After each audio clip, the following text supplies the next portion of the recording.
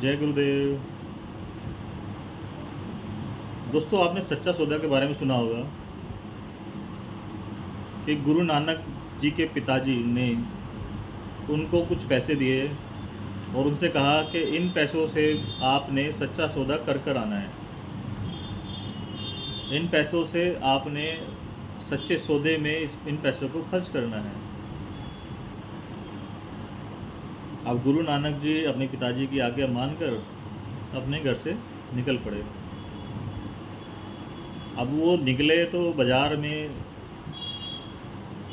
कहीं मार्केट में कहीं गुड़ बिक रहा था, कहीं कुछ बिक रहा था, कहीं कुछ बिक रहा था। वो सब जगह तलाश करते चले गए कि इन पैसों से मैं ये ख़रीदूँ तो सच्चा सौदा कहलाएगा, ये करूँ तो सच्चा सौदा कहलाएगा। वो अपनी उलझन में चले जा रहे थे।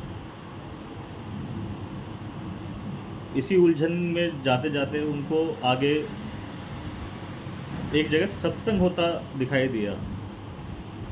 अब वो जो सत्संग हो रहा था, वो सत्संग के लिए पंजाब के दौरे पे उस वक्त श्री गुरु रविदास जी, सदन कसाई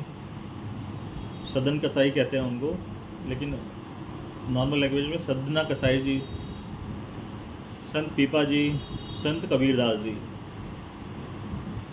ये सारे जात पात को विरुद्ध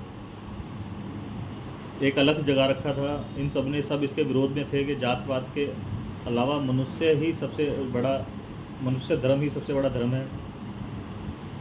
समानता ही सबसे बड़ी चीज़ है जिससे आदमी एक दूसरे का सम्मान करे, एक दूसरे के साथ रहे। और मनुष्य से प्रेम करे। जैसा कि आपको पता है, गुरु रविदास जी ने के हर वाणी में लिखा हुआ है।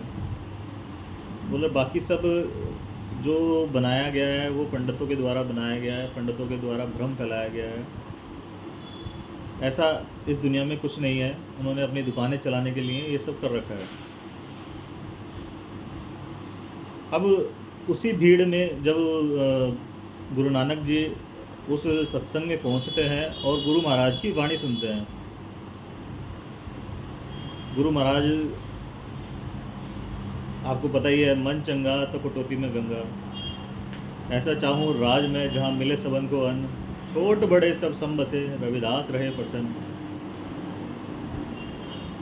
या तो ही मोही मोही तो ही अंतर कैसा, तो ही मोही तो ही अंतर कैसा, तनिक कटिक जल तरंग जैसा, ऐसा चाहूँ राज में मिले सबन को अन्न, ऐसा चाहूँ राज में मिले सबन को अन्न, छोट बड़े सब सम बसे, रविदास रहे प्रसन्न। वहाँ सत्संग में अब गुरु रविदास जी के साथ बैठे तो सारे संत थे, लेकिन गुरु रविदास जी की वाणी सुन के गुरु नानक जी इतने प्रभावित हुए, उन्होंने अपनी जेब से पैसे निकाले और गुरु महाराज के चरणों में रख दिए। अब गुरु महाराज ने उनसे उसका परिचय पूछा, बेटा आप कहाँ से हो, किस गांव से हो, और इन पैसों को आप यहाँ क्यों रख रहे हो?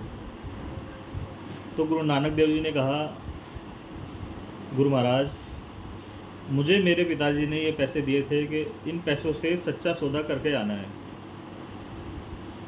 मैं सारे जहाँ में घूम लिया, हर जगह मैंने जो जो कर सकता था इन पैसों का, उससे अच्छे से अच्छा करने का सोचा। लेकिन जब आपसे मिला, आपकी वाणी सुनी, तो मेरे को महसूस हो गया कि सच्चा सौदा क्या होता है। इसलिए ये पैसे मैं आपके चरणों में रख रहा हूँ और आपको अपना गुरु मान रहा हूँ। जय गुरुदेव।